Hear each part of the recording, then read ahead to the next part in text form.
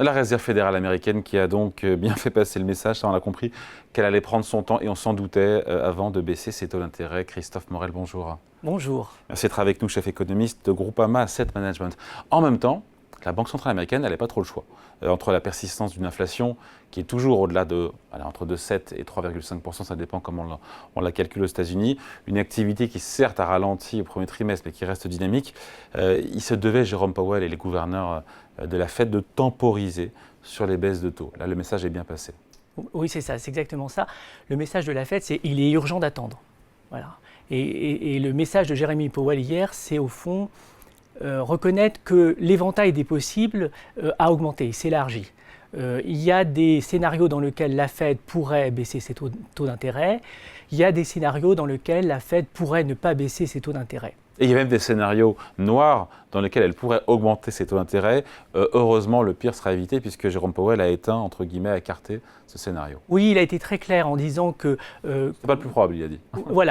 c'est peu probable, que la barre est probablement très haute avant d'envisager un scénario dans lequel la Fed remonterait ses taux d'intérêt. Il a même été très clair sur son scénario à lui, son scénario central, en reconnaissant que probablement… à un moment dans l'année, la désinflation reprendrait son chemin et que du coup, on pouvait envisager probablement une baisse des taux à un moment donné en 2024. Ouais.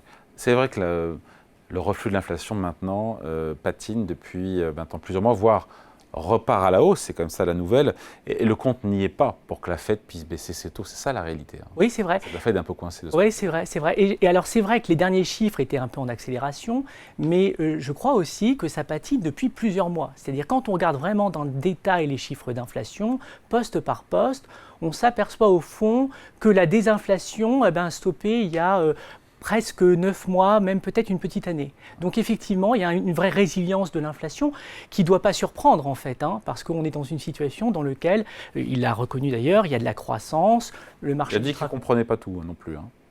Alors, il faut avoir de l'humilité, parce que la Fed, pendant très longtemps, a considéré que l'inflation était transitoire. Elle a peut-être sans doute crié victoire un peu trop tôt en décembre dernier en annonçant le pivot. Donc il faut avoir de l'humilité sur l'inflation. Maintenant, ce qui se passe, enfin c'est ce que nous considérons, c'est qu'on est dans un cycle dans lequel il y a de la croissance. Il y a même un redémarrage cyclique qui se profile. Donc il faut avoir beaucoup d'humilité et il y a aujourd'hui beaucoup d'incertitudes sur la trajectoire de l'inflation. Ouais. Lui-même, il dit, je m'attends à ce que nous voyions une baisse de l'inflation au cours de cette année. Ok, super. À quand? Alors, le sait, vous me direz, mais non, alors probablement, on peut imaginer qu'en deuxième partie d'année, les chiffres d'inflation seront un petit peu surprendront moins à la hausse. Et donc, il est tout à fait possible que la Fed ait à un moment donné une nouvelle fenêtre pour baisser ses taux d'intérêt. Mais ce qui me semble important, c'est que une baisse des taux n'implique pas un cycle de baisse des taux. Voilà. Donc, il y a, c'est vrai, une situation aujourd'hui qui est quand même très différente de la situation d'il y a 1 an, il y a 2 ans. Il y a des chiffres d'inflation qui sont quand même plus rassurants, un marché du travail qui se normalise, une inflation salariale qui s'est quasiment normalisée, des anticipations d'inflation aussi qui à un moment décrochaient et qui se sont normalisées. Donc il y a des arguments pour envisager une baisse des taux. Mais pas plus. Mais pas plus, voilà. C'est-à-dire que la marge, il me semble que la marge est limitée. Et là où peut-être je peux me différencier notamment de la Fed, c'est que je crois que l'atterrissage, ce qu'on va appeler le taux directeur, le taux neutre, il est sans doute plus élevé. On est dans un nouvel équilibre monétaire dans lequel il faut imaginer que les taux… Ça, les marchés l'ont compris, je pense. Ouais. Alors, les marchés l'ont compris, pas totalement encore, parce que je pense qu'on est d'abord dans un nouvel équilibre monétaire un peu partout. Ça l'est sans doute aux États-Unis et ça l'est probablement aussi en Europe, un peu partout. C'est aujourd'hui, on a un cycle mondial sur l'investissement qui est en train de redémarrer, une reprise cyclique qui me semble sous-estimée, et je pense qu'à peu près partout, il faut imaginer un atterrissage sur les taux d'intérêt qui sera plus élevé que ce que pensent les marchés. Donc en gros, on a eu un ton un peu plus austère, mais en même temps pas gravement austère, j'ai envie de dire. On comprend qu'il y aura quelque part au moins une première baisse de taux juin, j'y crois pas trop, plutôt septembre, peut-être septembre. Oui, probablement en deuxième partie d'année, certainement. Maintenant, il va falloir au moins 3 mois, 3 affichages extrêmement rassurants sur l'inflation. Donc ça prendra du temps. Donc il faut mieux envisager un mouvement probablement en toute dernière partie d'année. Voilà. Et le fait qu'il n'y ait aucun mouvement, aucune baisse des taux cette année, le marché price quoi, 1 ou 2 baisses de taux? Oui, c'est ça. Peut-être une, et s'il n'y en avait pas? Alors, si on n'en avait pas, c'est pas forcément grave, parce qu'en fait, la raison... Les marchés actions ont beaucoup monté sur cet espoir-là, on va dire.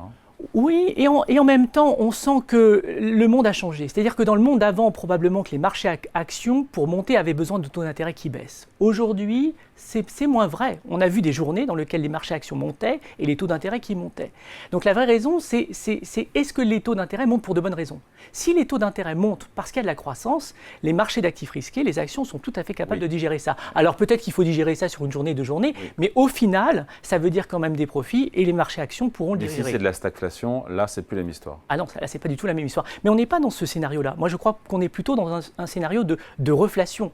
C'est-à-dire que ce qu'on a, c'est une résilience des chiffres d'inflation pour de bonnes raisons, et puis aussi des bonnes nouvelles sur la croissance, à la fois pour des raisons structurelles, voilà, parce qu'on se remet à investir, et aussi pour des raisons conjoncturelles, parce qu'on sent que dans l'industrie, c'est en train de repartir, dans la construction, c'est en train de repartir, et dans les services, c'est même peut-être en train d'accélérer.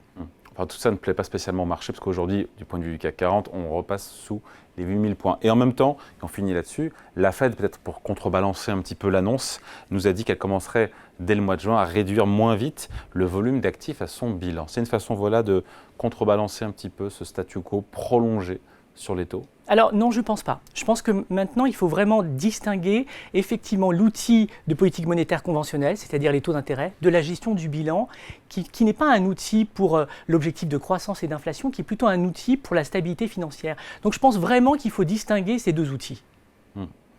Mais en tout cas, c'est comme une bonne nouvelle aussi.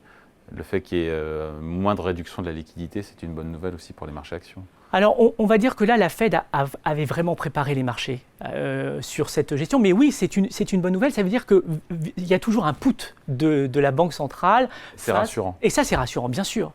Ouais. Donc, on se dit quoi? Petit virage de la Fed, elle nous a fait un petit virage. On s'y attendait, mais elle a officialisé son petit virage en disant maintenant, il est urgent d'attendre. Voilà, c'est ça. Et je crois que c'est vraiment important. Est-ce que les anticipations de marché ont changé depuis hier soir? Non. En matière de baisse de taux cette année? Non, ça n'a pas changé. Ce qui est important, c'est reconnaître qu'on est dans un environnement qui est beaucoup plus incertain. Et quand l'environnement est incertain, en soi, ça a des implications sur la politique monétaire. C'est-à-dire, en soi, s'il y a l'incertitude, il ne faut pas alimenter cette incertitude. Il est urgent d'attendre, ne pas trop bouger, ne pas faire des mouvements qui risqueraient de ne pas être compris. Donc c'est vraiment, quand on est dans un environnement d'incertitude, et là, la Fed reconnaît cette incertitude, il est urgent de ne rien faire. En attendant d'y voir plus clair. Merci à vous donc, Christophe Morel, chef économiste de Groupama Asset Management. Merci à vous. Merci beaucoup.